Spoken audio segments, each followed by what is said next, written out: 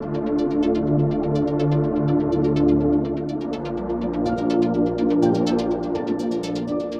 students, I am Sujata Chauhan and today I am going to present the great works and life history of famous poet William Wordsworth. William Wordsworth, the great romantic poet in the history of English literature, was born on 7 April 1770. His father was legal representative of the first Earl of Lonsdale. In 1843 he becomes the poet laureate. Poet laureate एक बहुत ही बड़ी उपाधि होती है. He made his debut as a writer in 1787 when he published a sonnet in the European magazine.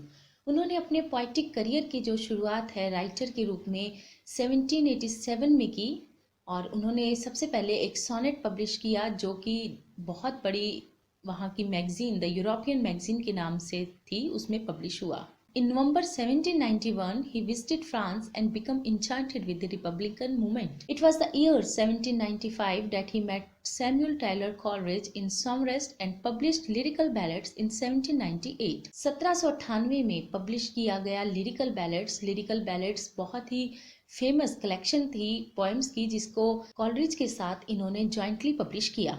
Lyrical ballads helped to launch romantic age in English literature. Wordsworth revised and expanded number of times his semi-autobiographical poem, The Prelude. It was his posthumously titled and published. ये उनके मरने के उपरांत title और publish की गई उनकी autobiographical poem थी जो कि प्रिल्यूड के नाम से पब्लिश की गई. He was a prolific writer. His poetic career covers a period of more than 60 years. His poetic career may be divided into 4 periods. आप उनके poetic career को 4 stages में 4 periods में divide कर सकते हैं. The first stage, the early period, उनकी शुरुआती जीवन को आप first period कह सकते हैं, early period कह सकते हैं. The period of gloom, जो 1792 से 1797 तक चला, उस period को आप the period of gloom कहते हैं. The glorious decade, ये period 1797 से 1807 तक चला. And the last the period of decline, जो 1807 के बाद का पीरियड था, वो पीरियड ऑफ डिक्लाइन कहा गया. Wordsworth universally recognised as a poet of nature, और उन्हें नेचर के पोएट कहा जाता था. He has a passion for nature, passionate थे वो नेचर के प्रति. His childhood days were spent in the midst of beautiful sights and sound of nature. उनका बचपना जो था वो बहुत ही सुंदर सुंदर प्रकृति के दृश्यों को देखते हुए बीता और प्रकृति में वो रहे. His love for nature has stages. उनका जो प्रकृति के प्रति प्यार था उसकी भी कुछ अपनी ही स्टेजेस हैं. In the first stage his love for nature as a healthy boy's delight in outdoor life. पहली स्टेज में वो एक छोटे बच्चे की तरह, जिस तरह से छोटा बच्चा प्रकृति की सुंदर दृश्य को देखकर उत्साहित होता है, आकर्षित होता है, उस तरह का उनका प्यार था पहले स्टेज में. In the second stage Wordsworth developed A passion for the sensuous beauty of nature. During French revolution all these joys and dizzy raptures came to an end with his experiences of human sufferings. During this period his love for nature became linked with the love of man, but this stage was soon followed by the final stage of the spiritual interpretation of nature. For Wordsworth nature is a living entity. Wordsworth के लिए nature में प्राण थे,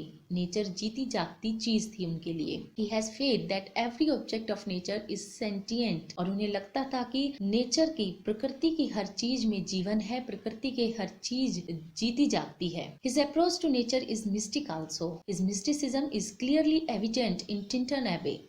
और Tintern एबे उनकी बहुत ही famous poem है और उसमें आप मिस्टिसिज्म क्लियरली देख सकते हैं. He also believed that there is pre-existing harmony between the mind of man and nature. Human beings fit into the midst of the interplaying forces of nature. 3 years she grew in the sun and the shower. Lucy, Michael, the Highland Girl, the Solitary Reaper. All these poems are great examples of Wordsworth's belief. We also see Wordsworth as a love poet, but his love was not sexual passion. His poetry has love for country, family and friends. He was also a didactic poet. He had a tendency to generalize his experiences and to draw moral lessons from them. The language of his poems is very simple, और उनकी poems की language भी बहुत ही ज़्यादा simple होती थी. He uses day-to-day language. वो आम बोलचाल की भाषा अपनी poem में use करते हैं. Some of his poems are in blank verse, but most of them are in simple ballad stanzas with short lines and very simple rhymes. There is no heroic couplet. Now, we discuss some famous works. His famous works are Tintern Abbey, Tintern एबे, जो कि बहुत ही प्यारी poem है। ये publish हुई थी 1798 में। उसके बाद इनकी नेक्स्ट फेमस पोएम है ऑड टू ड्यूटी, जो कि 1805 में आई। देन सॉलिटरी रीपर, जो कि 1803 में आई। To Milton 1802, the Thorns 1798, the Daffodils बहुत ही प्यारी पोएम है, बहुत ही सुंदर पोएम है, जो कि 1804 में लिखी गई और 1807 में इसको पब्लिश किया गया। Then Lucy Gray 1799, the world is too much, to the cuckoo and many more. और आज के लिए बस इतना ही।